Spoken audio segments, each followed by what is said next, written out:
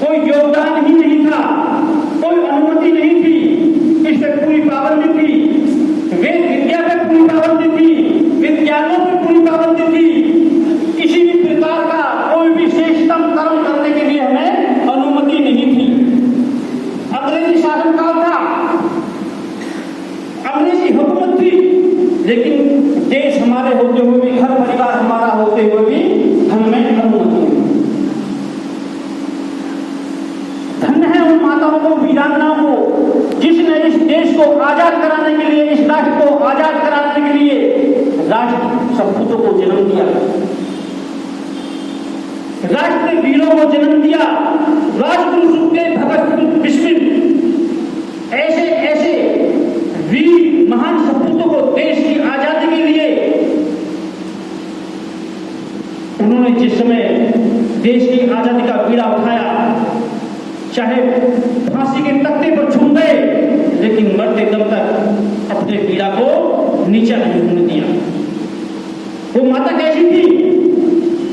देखिए, आज माताएं हमारी कहती कि मेरा बेटा बड़ा होकर राम जैसा बने, मेरा बेटा श्री कृष्ण जैसा बने, हनुमान जैसा बने, वीर अर्जुन जैसा बने। लेकिन कब बनेगा? जब माओ में संस्कार होगा। माताएं हमारी संस्कृति को अपनाती रहेंगी, जो हमारी प्राचीनतम वैदिक सत्य सनातन संस्कृति है उसको नहीं छोड़ा जाएगा। और जब हमारी संस्कृति बनी रहेगी तभी हमारे संस्कार हमारे बच्चों पर आएंगे।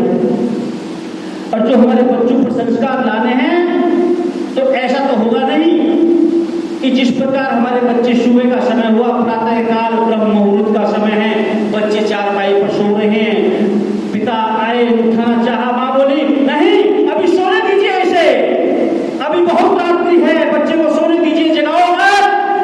तो ऐसे संस्कार नहीं आने वाले। आज हमारा नवयुवक, आज हमारा नौजवान, आज हमारे बच्चे संस्कार तो तब मिलेंगे आलस्य और प्रमाद में कूद कूद कर भगे हैं, मुंह लुप्पी से हो गए हैं, वो चेहरा नहीं खिल रहे जो चेहरा नौजवानों के खिलने चाहिए। वो कब खिलते हैं? जब हमें गुरुकुल से शिक्षा दीक्षा मिलती है।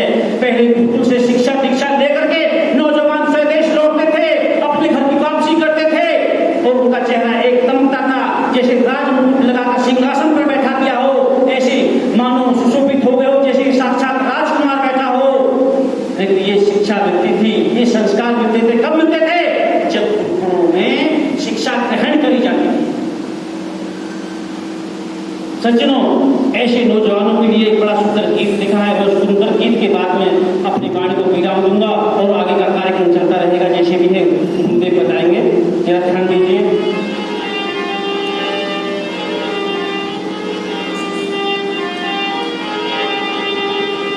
आज के नौजवानों ने आलस्य और प्रमाद में अपने धर्म कर्म को छोड़ दिया है और अपने जगत को भूल गए हैं, भटक गए हैं। ऐसे ही नौजवानों के लिए कवि कहता है,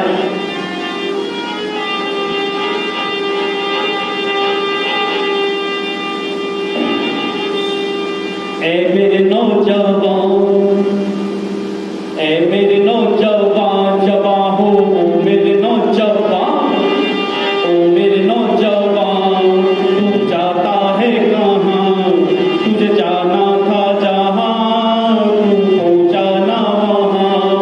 डगर में रगड़ जब ये लग जाएगी, तुझे राम की घनश्याम की याद आएगी। ओ मेरे नौजवान, जवां हो ओ मेरे नौजवान, तू जाता है कहाँ? तुझे जाना था जहाँ, तू पहुँचाना वहाँ। गुरुगम ने कैसा यहाँ जाल बिछाया है, गुरुगम ने कैसा यहाँ जाल बिछाया है।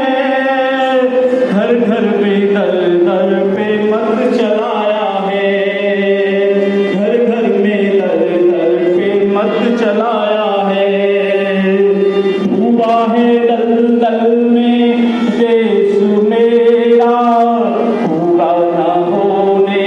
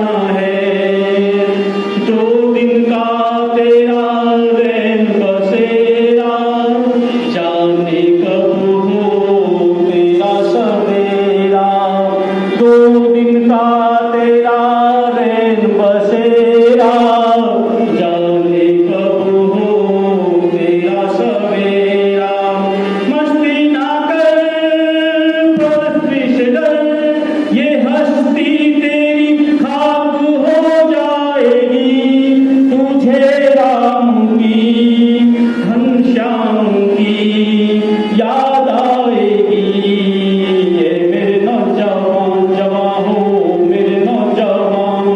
तू जाता है कहाँ तुझे जाना था जहाँ तू पहुँचाना वहाँ।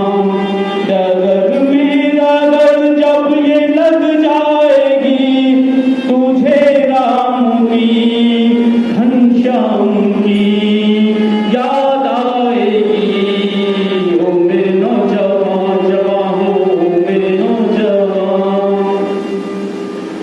देखिए सब सज्जनों, धर्मनिष्ठ प्रेमी सज्जनों, राम कृष्ण की गाथा तो गाते हैं, वेद प्रचार प्रसार भी चलता है बड़े जोरों से,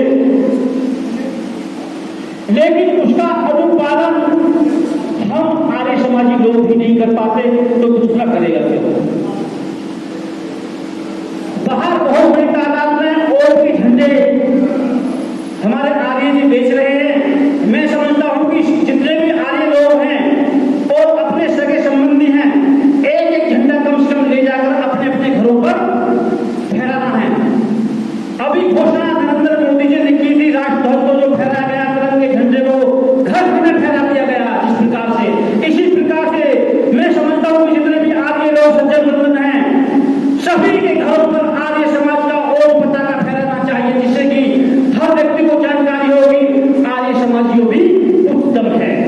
क्योंकि कुछ लोगों का मानना है कि भारतवर्ष में तो आर्य समाजी 1% 2% के होते हैं, क्योंकि हम लोग छुपे हुए पड़े हैं। हमारे अपने ही लोग कहते हैं, जो पढ़े लिखे समाज के लोग होते हैं, कहते हैं आर्य किसे कहते हैं। अगर किसी को थोड़ी सी जानकारी होती, कौन पता नहीं कौन आए हैं, फलाना व्यक्ति आया, कौन आया, तो रविदेव आर्य जी आए हैं, तो कई बार ऐसा हुआ वो कहते सबसे पहले टिप्पणी ये बोलते हैं कि भाई ये बताइए कि आर्य कौन होते हैं। बड़े विडंबना की बात है। मैं समझता हूं, मैं कहता हूं, अरे भी बड़े दुख की बात है कि आप पढ़े लिखे लोग होकर के भी अपनी संस्कृति को भूल रहे हो, जबकि आर्यवर्त भारत का सर्वप्रथम नाम है। अगर कहीं देश का नाम आता है कि प्राचीनतम नाम बताइए कि हमारे देश का नाम क्या है, तो उसमें आर्यवर्त लिखा जाता है, संकल्प बुलवाया जाता है आर्यवर्त में, तो आर्यवर्त नाम आता है। और आप आर्य शब्द को भूल रहे हो। आप रामायण उठाकर देखिए, रामायण में सीता कितनी बार अपने पति को आर्य बोलती है, शब्द का उच्चारण करती है। आप महाभारत उठाकर देखिए, गंधारी और आपका द्रौपदी अपने पतिदेव के लिए आर्य पुत्र कितनी बार कहा गया है। तो आप आर्य शब्द को नहीं जानते, आर्य किसको कहते हैं, बड़े दुख की बात है।